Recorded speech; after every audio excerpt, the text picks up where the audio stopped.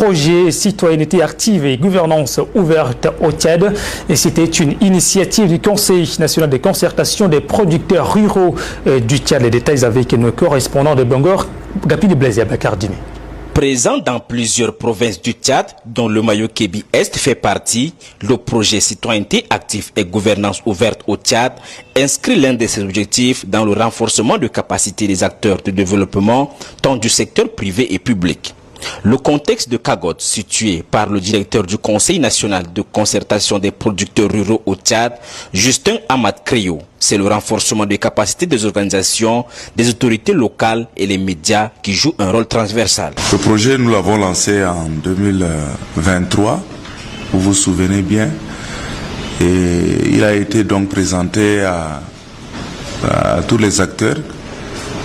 Et il s'oriente dans des questions de renforcement des capacités des organisations de la société civile qui évoluent dans la sphère communale, dans les différentes sphères communales.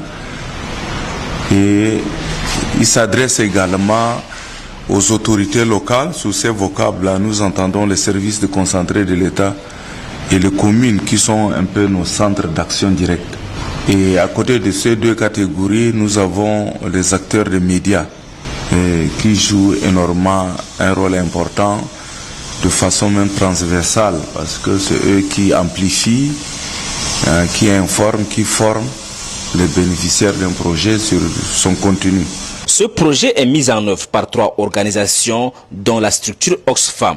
Le chef du projet Kagot d'Oxfam, Mbaïramadi Djepenia, dit s'attendre à des échanges fructueux avec la proactivité des participants. Et nous vous demandons que vous impliquez aussi les services déconcentrés de l'État dans la mise en œuvre de ces activités-là.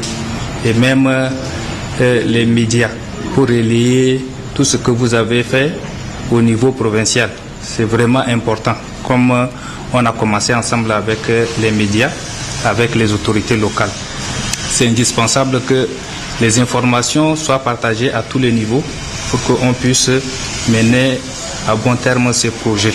Le consultant formateur Bakary Jaksam, coordinateur de la Hama du Mayo-Kébi-Est et de la Tangulé-Est, a étayé les participants sur l'importance de l'information à temps réel et vérifiée, de l'éducation et enfin de la communication.